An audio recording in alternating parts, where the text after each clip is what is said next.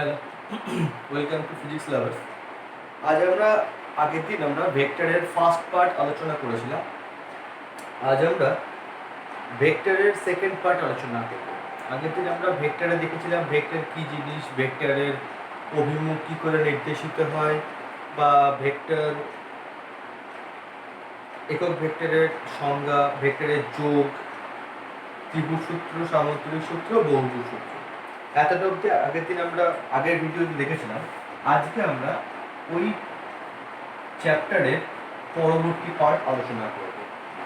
সেখানে আমরা বলেছিলাম ভেক্টরে আমাদের যা ক্যালকুলেশন সেটা হচ্ছে ভেক্টরের যোগ, বিয়োগ, গুণ, ভাগ। ভাগটা অ্যাকচুয়ালি ফ্যাক্টর নয়, যোগ, বিয়োগ আর গুণ। আগের দিন আমরা ভেক্টরের যোগ অবধি দেখেছিলাম। আজকে আমরা করব ভেক্টরের বিয়োগ। কি করে করব? ভেক্টরের বিয়োগটা খুব সহজ কাজ। ভেক্টরের যোগটা হয়ে গেলে ভেক্টরের বিয়োগটা খুব ইজিলি হয়ে যায়। মনে করো দুটো ভেক্টর, এটা একটা ভেক্টর, এটা একটা ভেক্টর। ধরে নাও এই ভেক্টরটা এ ভেক্টর আর এই ভেক্টরটা বি ভেক্টর।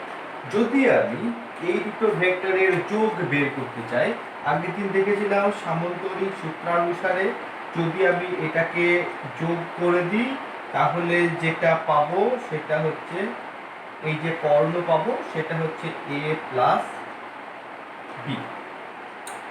আর ধরেছিলাম এই দুটো ভেক্টরের মধ্যবর্তী কোণ থিটা।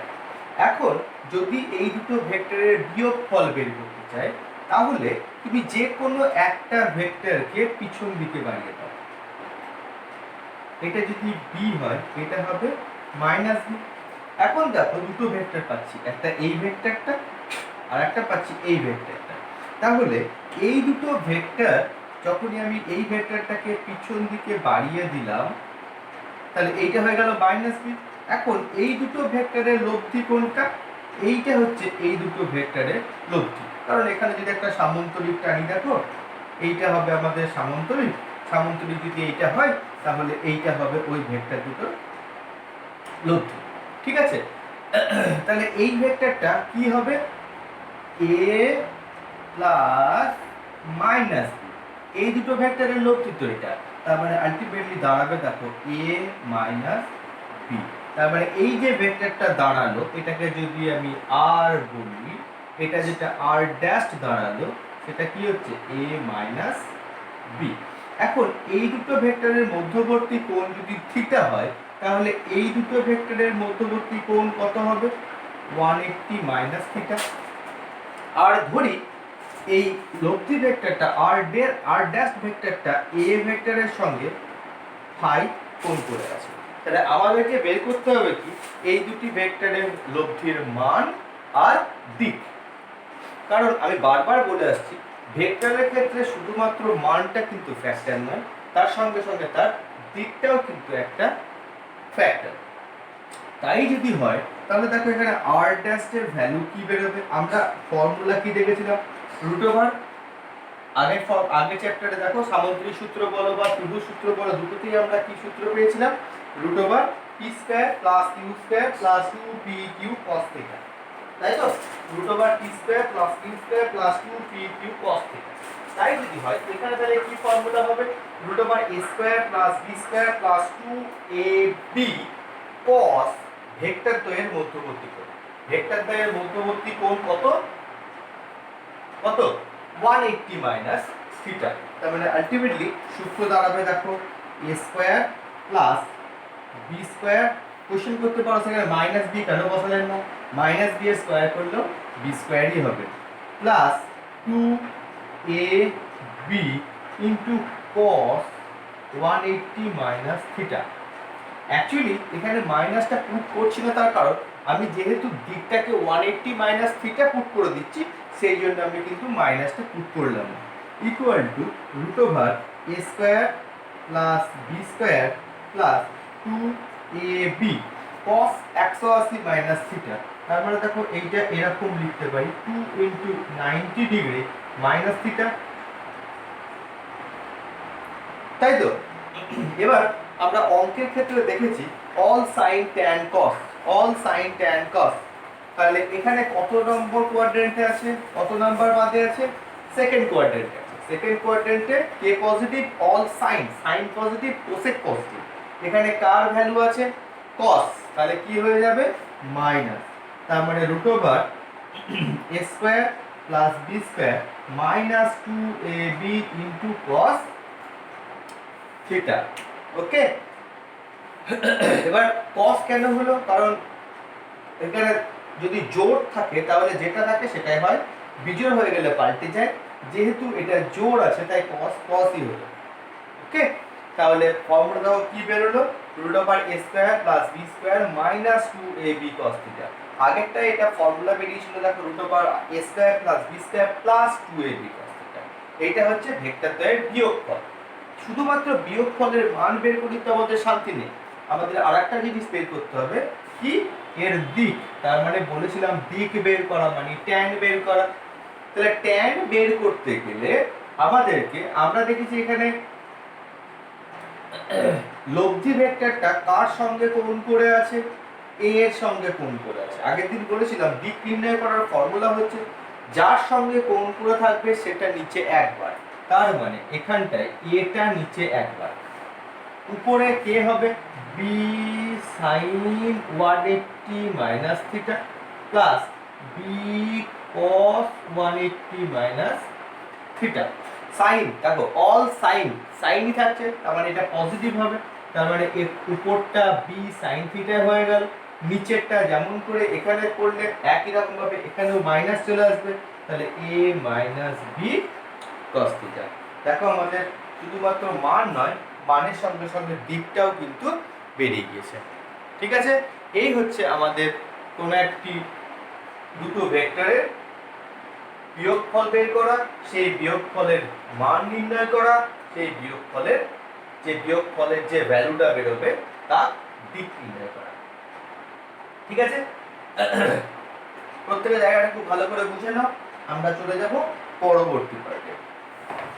পরবর্তী পার্ট যেটা, সেটা হচ্ছে ভেক্টরের বিভাজন।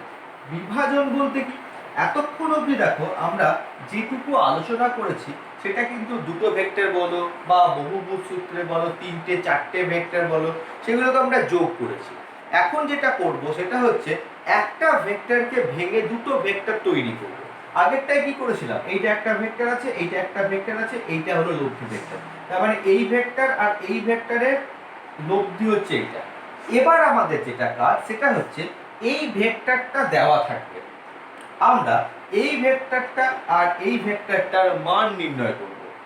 আমাদেরকে বলে দেওয়া থাকবে কি, বলে দেওয়া থাকবে মূল ভেক্টরের মান কত, আর এই দুটো ভেক্টরের মধ্যে যে কোনো একটা ভেক্টরের সঙ্গে কত অ্যাঙ্গেল করে থাকবে, বা দুটোও বলে দিয়ে থাকতে পারে যে এই ভেক্টরটা এর সঙ্গে কত অ্যাঙ্গেল করে দিয়েছে, এর সঙ্গে কত অ্যাঙ্গেল করে দিয়েছে। সাপোজ এর সঙ্গে 30 ডিগ্রি, এর সঙ্গে 45 ডিগ্রি অ্যাঙ্গেল করে আছে, তাহলে ওই যে মূল ভেক্টরটাকে ভেঙে যে দুটো ভেক্টর পাবো সেই দুটো ভেক্টরের মান নির্ণয় করব ওই দুটোর সাপেক্ষে। ঠিক আছে, কি করে করব সেটাই আমরা দেখব। এটাকে বলা হয় ভেক্টরের বিভাজন। কি করে করব দেখো, ভেক্টরের বিভাজন করতে গেলে ধরলাম এইটা হচ্ছে আমাদের মূল ভেক্টর আর, এই আরটাকে ভেঙে দুটো ভেক্টর তৈরি করব বিভাজন করে, এই একটা ভেক্টর আর এই একটা ভেক্টর। সাপোজ এই ভেক্টরটা p, এই ভেক্টরটা q। ঠিক আছে, এবার ধরলাম আর ভেক্টরটা, আচ্ছা তার আগে কাজ করে নাও, এটা আমি একটা সামন্তরিক এঁকে নিলাম, আবার কাজ করতে সুবিধা হবে। ঠিক আছে, ধরলাম আর ভেক্টরটা p ভেক্টরের সঙ্গে আলফা কোণ করেছে, আর ভেক্টরটা q ভেক্টরের সঙ্গে বিটা কোণ করেছে। এবার খেয়াল করে দেখো তো, এইটা সামান্তরিক, যেহেতু এই দুটো সমান্তরাল মাঝে এটা ছেদক, তাই যদি হয় এইটা বিটা হলে এইটা বিটা হবে। এবার দেখো এই যে ত্রিভুজ আছে, নাম দাও A B C D. ABC একটা ত্রিভুজ, এই এবিসি ত্রিভুজের এই দুটো কোণ আমি জানি, তাহলে এই কোণটা কত হবে 180 degree minus alpha plus beta. তাহলে দেখো এই ভেক্টরের কিন্তু, বা এই ত্রিভুজের এবিসি ভেক্টরের, এবিসি ত্রিভুজের তিনটে কোণের মানই আমার জানা। আমি এই তিনটে মানের সাহায্যে আমি কিন্তু আর ভেক্টরটাকে ভেঙে পি ভেক্টর আর কিউ ভেক্টরের মান প্রতিষ্ঠা করব। কি করে করব? এখানে আমরা একটা সূত্রকে কাজে লাগাবো। তোমাদের অঙ্ক চ্যাপ্টারে দেখো একটা চ্যাপ্টার আছে ত্রিভুজের ধর্মাবলী বলে, সেই ত্রিভুজের ধর্মাবলীর একটা সূত্রকে আমরা কিন্তু এখানটায় কাজে লাগাবো। সেই সূত্রটা কি কাজে লাগাবো বা সেই সূত্রটা কি? সেই সূত্রতে বলছে যে মনে করো কোনো একটা ত্রিভুজ আছে এ বি সি। এই ত্রিভুজের যে কোনো একটা বাহু আর তার বিপরীত কোণের সাইনের অনুপাত হবে ধ্রুবক। তার মানে এ বির বিপরীত কোণ কি? সি, তার সাইন। এর ভ্যালু যা হবে, দ্বিতীয়টা করো বিসি বাই সাইন এ, আর একটা করো এসি বাই সাইন এ। এই ভ্যালুগুলো প্রত্যেকটা হবে ইকুয়াল। কোন একটি ত্রিভুজের যে কোনো একটি বাহু আর তার বিপরীত কোণের সাইনের অনুপাত হবে ধ্রুবক। এই পদ্ধতিটাকে বা এই সূত্রটাকে বলা হয় ল্যামির উপপাদ্য।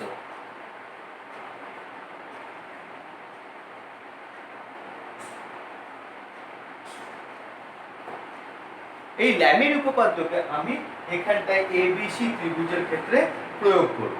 কি করে প্রয়োগ করব দেখো, প্রথমত A B by A B যে বাহু তার বিপরীত কোণ কি? Sine C equal to BC তার বিপরীত কোণ কি?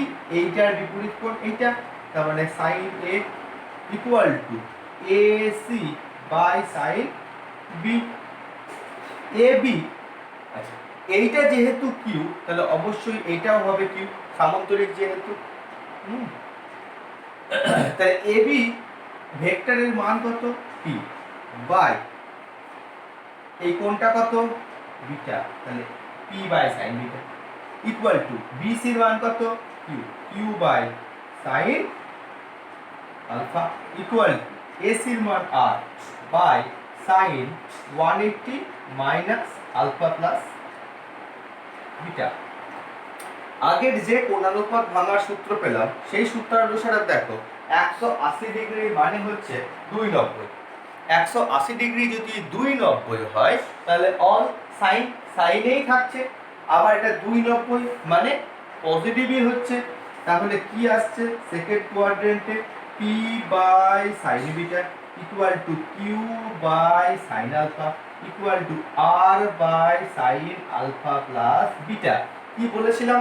আমাকে দুটো জিনিস দেওয়া আছে, এক হচ্ছে আর দেওয়া আছে, আর দেওয়া আছে আলফা বিটা, মানে আর ভেক্টরটা পি আর কিউ এর সঙ্গে কত অ্যাঙ্গেল করে আছে এই দুটো দেওয়া আছে। দেখো এখান থেকে কিন্তু আমি পি আর কিউ এর মান পেয়ে যাব। কি করে পাবো? পি ইকুয়াল টু কোনাকুনি গুণ করো এইটা আর এইটাকে নিয়ে, তাহলে আর ইনটু এটা উপরে উঠে গেল, তাহলে sine beta by sine alpha plus beta. Q equal to কত হবে? R into sine alpha by sine alpha plus beta. দেখো আর আলফা আর বিটা এই তিনটে জানা থাকার জন্য আমি কিন্তু পি আর কিউ এর মান বের করে নিতে পেরেছি। ঠিক আছে, এবার এর একটা স্পেশাল কেস করব। স্পেশাল কেসটা কি? যদি এই ভেক্টরটা ধরে নাও পি, আমাদের এইটা মেইন ভেক্টর ছিল, আর এই ভেক্টরটা আলফা, আর একটা ভেক্টর ঠিক এর সঙ্গে মনে করো লম্ব, এটা বিটা। তার মানে এখনকার কন্ডিশন অনুযায়ী alpha plus beta equal to কত ডিগ্রি? 90 ডিগ্রি। যদি এরকম হয় তাহলে তাহলে এখানে যদি একটা সামান্তরিক তৈরি করি দেখো, তাহলে এটা যদি আলফা এটা হয় বিটা, বিটা মানি দেখো, বিটা মানি দেখো 90 মাইনাস আলফা, আর এইটা কি হবে? 180 degree minus alpha plus beta. তার মানে আলটিমেটলি এটা তো কোণটা দেখেই বুঝতে পারছো 90 ডিগ্রি। তার মানে এখন আবার একটা কোণ জানা থাকলেই বাকি সমস্ত কোণগুলোর কিন্তু মান আমার জানা, যদি ওই বিভাজনটা লম্বভাবে বিভাজন হয়।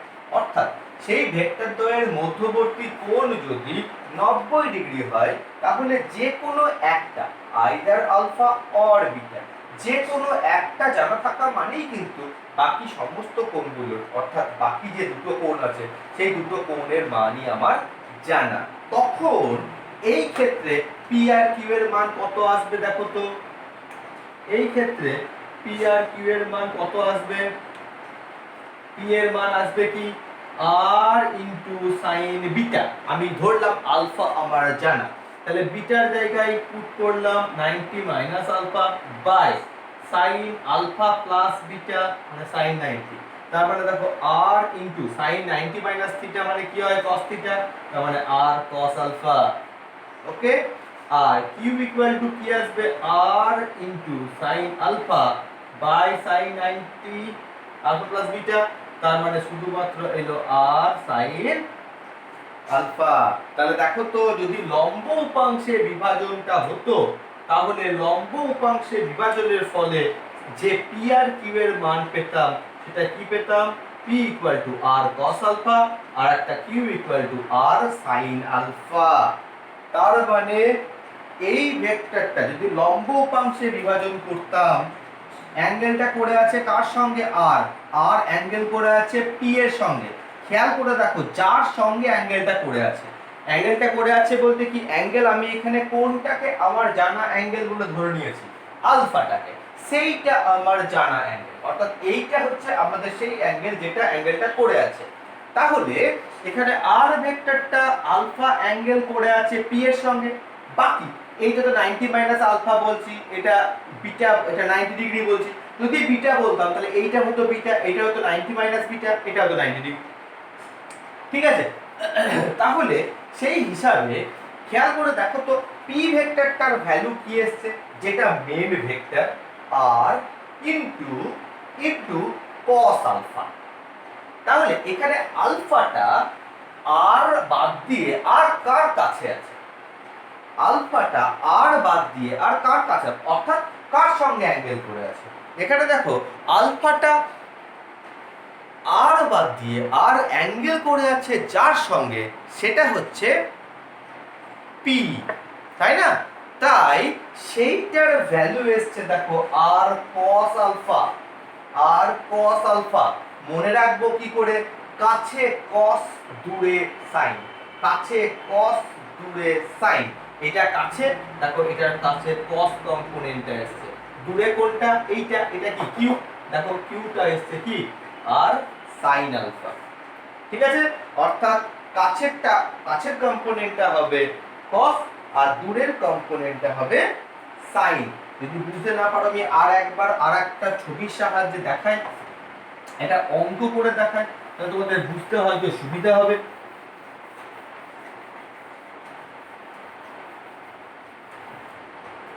মনে করো তোমাকে বললো যে এই একটা ভেক্টর 30 ডাইন, 30 ডাইন মানের একটা বল, এ বললো যে এক্স অ্যাক্সিসের সঙ্গে 30 ডিগ্রি অ্যাঙ্গেল করে আছে। তাহলে একে, এই ভেক্টরটাকে, এটা এফ মনে করো, এফ একটা বল, এর এক্স অক্ষ বরাবর উপাংশ আর ওয়াই অক্ষ বরাবর উপাংশ কত হবে বের করো। তাহলে দেখো আমাদের এখানটায় মেন ভেক্টর কে 30 ডাইন, তাহলে 30 ডাইন ভেক্টরটা 30 ডিগ্রি অ্যাঙ্গেল করে আছে কার সঙ্গে? এক্স অ্যাক্সিসের সঙ্গে। তাহলে কাছে কোনটা? এক্স অ্যাক্সিস বরাবর যে উপাংশটা সেটা হচ্ছে কাছে। তার মানে এখানটায় এফ এক্স ইকুয়াল টু কি হবে?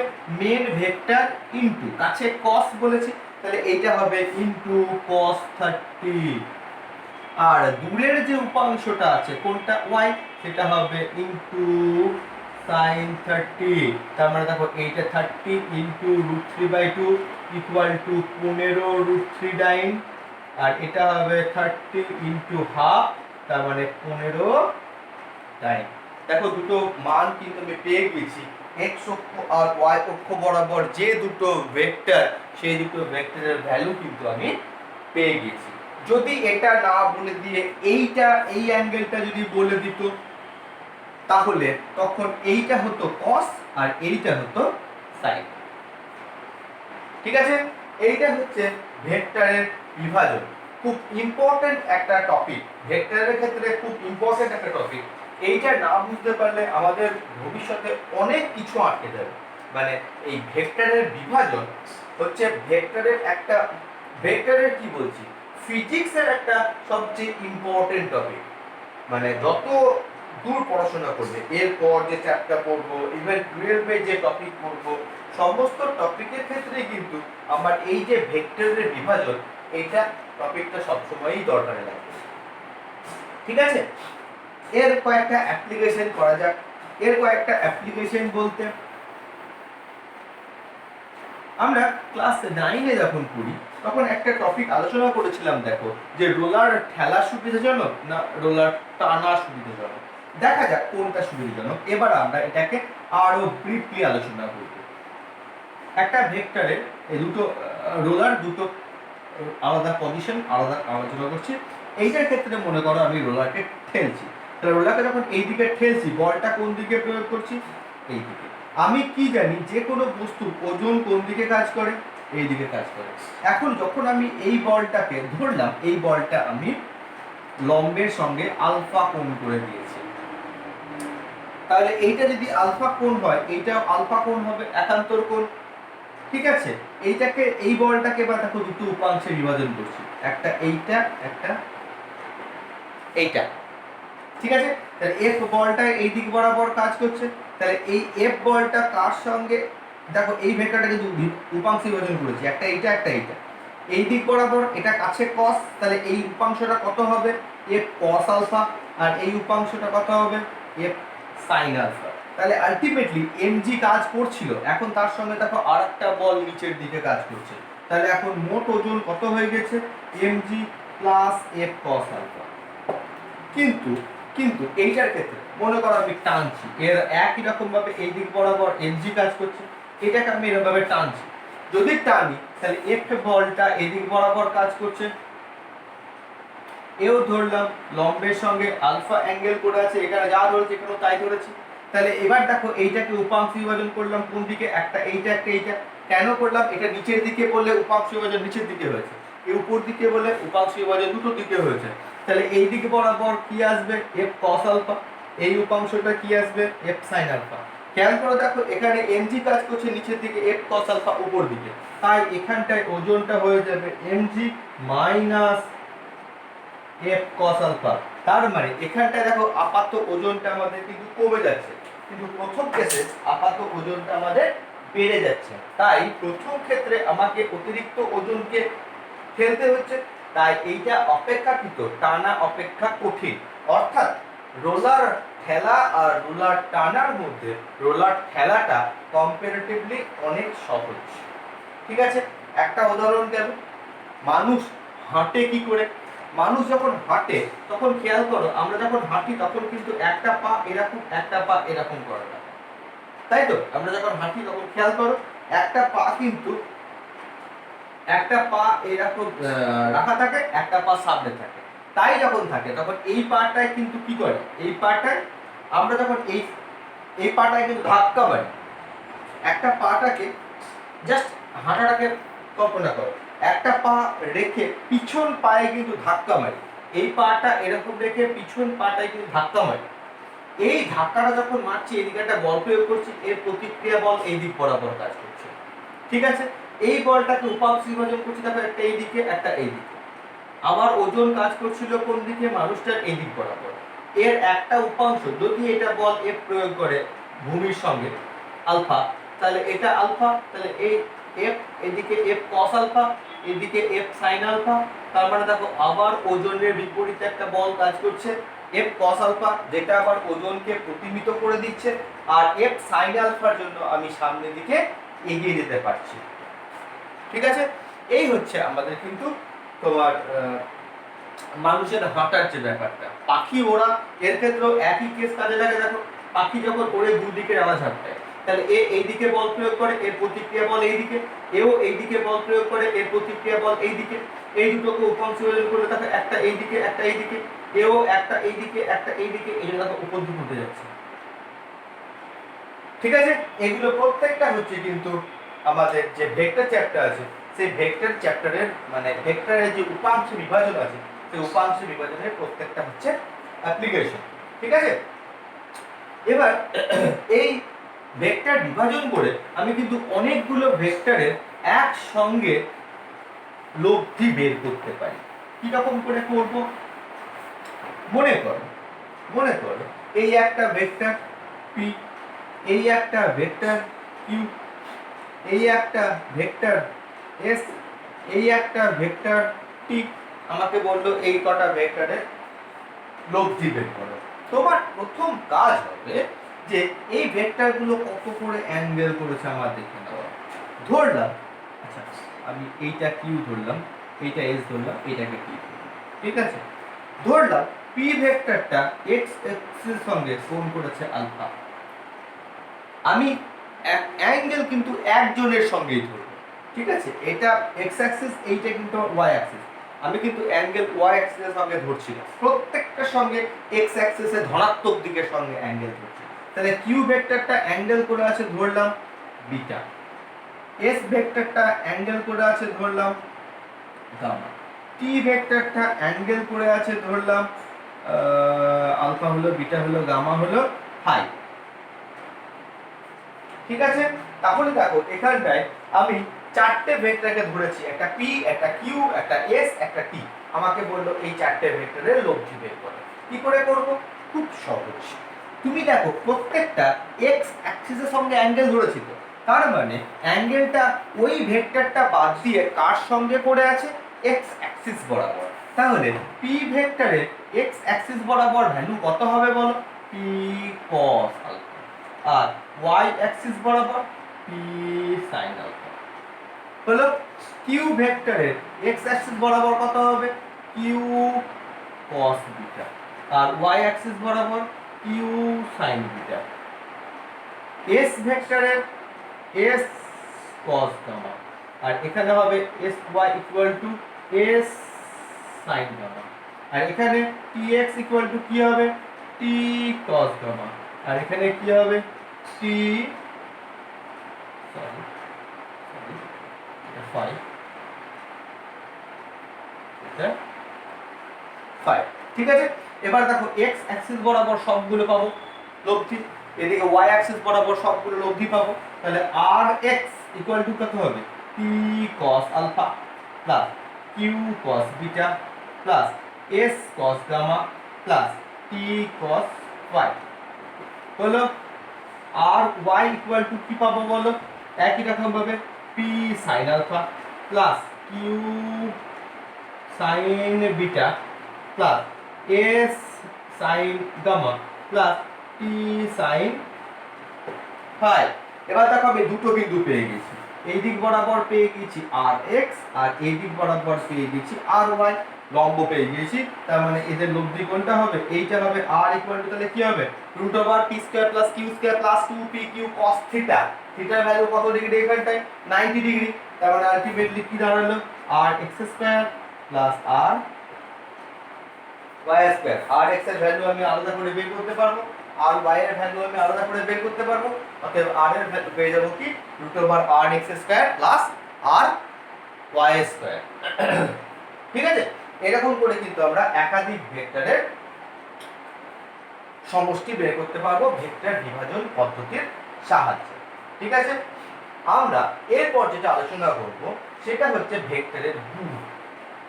খুব ইম্পর্টেন্ট আরেকটা টপিক আলোচনা করব, ভেক্টরের গুণ। ভেক্টরের গুণটা কি করে আলোচনা করব? দুটো ভেক্টর, খুব আমি জাস্ট আজকে ফর্মুলাটুকু আলোচনা করব, এর অঙ্ক পরের দিন আলোচনা করব। জাস্ট নরমালি মনে রাখো যে দুটো ভেক্টর, একটা এ ভেক্টর, একটা বি ভেক্টর। আমরা এতদিন যখন আমরা ক্লাস 5 6 7 8 9 10 এতটা অবধি আমরা যখন অঙ্ক করেছিলাম, বিশেষ করে যখন স্কেলারের অঙ্ক করেছিলাম, তখন আমাদেরকে যদি কেউ বলতো এটা কত রে, আমি উত্তর দিতাম 20। আবার বলতো এটা কত রে, বলতাম 20। আমাদের স্যার কিন্তু বারবার বুঝিয়েছিলেন তখন যে মাঝে যদি ডট থাকে সেটাও গুণ, মাঝে যদি ক্রস থাকে সেটাও গুণ। দুটোই কিন্তু অ্যাকচুয়ালি গুণেরই একটা ভাগ। কিন্তু ভেক্টরের ক্ষেত্রে কিন্তু এই ডট আর ক্রসের মধ্যে আকাশ পাতাল পার্থক্য। কি জিনিস? বলছে যদি দুটো ভেক্টরের ডট হয় মাঝে, তাহলে যে গুণফল পাবো সেই গুণফলটা অবশ্যই হবে স্কেলার। ভেবে দেখো, গুণ করছি দুটো ভেক্টরকে, কিন্তু যেটা গুণফল পাচ্ছি সেই গুণফলটা কিন্তু পাচ্ছি কিসের? স্কেলারে। সেই জন্য ডট গুণফলের আরেকটা নাম হচ্ছে স্কেলার গুণফল। ঠিক আছে, ডট গুণ বা স্কেলার গুণ, আর একটা জিনিস ধরে নিই, এই দুটো ভেক্টরের মধ্যবর্তী কোণ ধরে নিলাম থিটা। তাহলে এক্ষেত্রে ফর্মুলা কি হবে? ফর্মুলা হচ্ছে মডিউলাস অফ এ। মডিউলাস বের করা আমরা শিখেছি। মডিউলাস বের করার ফর্মুলা কি বলেছিলাম? রুট ওভার, ধরে নাও একটা vector ix plus jy plus kz, এটা ভেক্টর। আর যদি এই আর ভেক্টরের মডিউলাস বের করি, কি পাবো? এর মানগুলোর স্কয়ারের যোগফল, root over x square plus y square plus z square. তাহলে এখানে modulus of a into modulus of b into cos theta,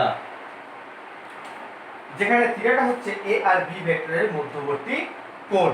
তার মানে যদি স্কেলার গুণ করি, তাহলে স্কেলার গুণ করার সময় সূত্র হচ্ছে a b cos থিটা, যেখানে a আর b এই ভেক্টর দুটোর মধ্যবর্তী কোণ হচ্ছে থিটা। আর এখানে যে গুণফলটা পাওয়া যায় সেই গুণফলটা একটা স্কেলার গুণফল পাওয়া যায়। সেই জন্য এই ভেক্টরটার আরেকটা গুণফলটার আরেকটা নাম হচ্ছে স্কেলার। কিন্তু যদি এই দুটো ভেক্টরের ক্রস গুণ করি, a ক্রস b, তাহলে কিন্তু যে প্রোডাক্ট পাবো সে প্রোডাক্ট হবে ভেক্টর। তার মানে এখানে যে মানটা পাবো গুণফলের, সেই গুণফলটার মধ্যে কিন্তু i j k এইগুলো থেকে যাবে। কিন্তু এখানে গুণ করার ফলে যে গুণফলটা পাবো সেটাতে কিন্তু i j k থাকবে না। i j k মানে i j k কি জিনিস? i j k মানে হচ্ছে যেটা দিয়ে আমি দিক বুঝতে পারবো। কারণ i হচ্ছে x অ্যাক্সিস বরাবর, j হচ্ছে y অ্যাক্সিস বরাবর, k হচ্ছে z অ্যাক্সিস বরাবর একক ভেক্টর। তাই যদি i j k না থাকে তার মানে দিক নেই, আমরা শুধুমাত্র স্কেলার। কিন্তু যদি দুটো ভেক্টরের মধ্যে ক্রস গুণফল করি, ক্রস গুণফল করার পরে যে রেজাল্টটা পাবো সেই রেজাল্ট কিন্তু হবে একটা ভেক্টর। এই ক্ষেত্রে যে ফর্মুলা, সেই ফর্মুলা হচ্ছে modulus of a into modulus of b into sin theta. ঠিক আছে, থিটা হচ্ছে a ভেক্টর আর b ভেক্টরের মধ্যবর্তী কোণ। এই হচ্ছে ভেক্টরের দুটো গুণ, একটা হচ্ছে a ডট b মানে ab cos থিটা, আর একটা হচ্ছে a ক্রস b মানে হচ্ছে ab sin থিটা।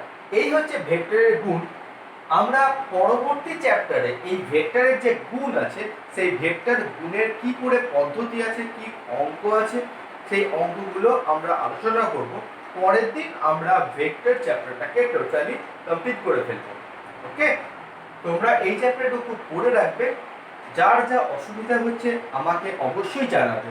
ভেক্টর চ্যাপ্টারটা আজকে যে টপিকগুলো আলোচনা করলাম প্রত্যেকটা টপিকই কিন্তু খুব ইম্পর্টেন্ট টপিক। বিশেষ করে ভেক্টরের বিভাজন, ভেক্টরের বিভাজনটা না করতে পারলে কিন্তু ভেক্টরের অনেক জিনিস, ফিজিক্সের অনেক জিনিস আমাদের অজানা থেকে যাবে, অনেক কিছু আমরা করতে পারবো না। তাই ভেক্টর বিভাজনটা আর এই ভেক্টর গুণের যে পদ্ধতিটা, ভেক্টরের বিয়োগটা, প্রত্যেকটা জিনিসই খুব ইম্পর্টেন্ট। তার মধ্যে অবশ্যই বারবার করে বলছে এই ভেক্টর বিভাজন খুব ভালো করে দেখে রাখবে। আমরা পরের দিন কি করে ভেক্টরের গুণ করব তার অঙ্ক সম্পর্কে আলোচনা করব। আর লাস্ট টপিক আলোচনা করব ভেক্টর চ্যাপ্টারে, সেটা হচ্ছে প্রজেক্টাইল বা প্রাস। চ্যাপ্টারটা করার পরেই যেমন চ্যাপ্টারটা কমপ্লিট হয়ে যাবে।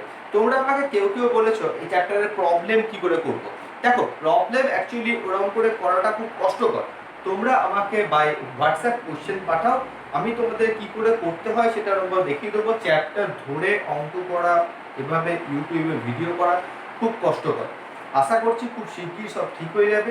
তখন আমরা ভেক্টরের চ্যাপ্টারের অঙ্কগুলো, প্রবলেমগুলো পরপর করতে থাকবো। আপাতত তোমরা শুধুমাত্র থিওরিটিকু একটু আপডেট হয়ে থাকো। তারপর যখন আমাদের আবার পড়ানো শুরু হবে, যখন সামনাসামনি আমরা সাক্ষাৎ করব, তখন চ্যাপ্টারের প্রবলেমগুলো নিয়ে আলোচনা করব। এখন যদি কারো ইচ্ছে হয় প্রবলেম করব, তোমরা চেষ্টা করো, উদাহরণ দেখো, উদাহরণের অঙ্কগুলো কি করে করা হচ্ছে। যদি তাও না পারো আমাকে by WhatsApp or by comment আমাকে জানাবে, আমি তোমাদেরকে অঙ্কগুলো করে দেওয়ার চেষ্টা করব। ঠিক আছে? তোমরা এইটুকু পড়ে দেখো, ভালো থাকো, সুস্থ থাকো, বাড়িতে থাকো, বেশি বেরোবে না। যতই লকডাউন উঠে যাক তাও তোমরা বাড়ি থেকে বেরোবে না, কারণ দেখতে পাচ্ছ দিনের পর দিন কিন্তু পরিস্থিতিটা আরও বেশি জটিল হচ্ছে। আগে যেখানে আমাদের গোটা ভারতবর্ষে প্রত্যেক দিন বাড়ছিল 500, 700, 1000, সেখানে গতকালকে বেড়েছে প্রায় 3500। দিনের পর দিন কিন্তু সংখ্যাটা বাড়ছে। যতটা সম্ভব চেষ্টা করো বাড়ির ভিতরে থাকার, ভালো থাকো, সুস্থ থাকো। পরবর্তী চ্যাপ্টার, এই চ্যাপ্টারের পরবর্তী অংশ পরবর্তী ভিডিওতে। ভালো থাকো, থ্যাংক ইউ।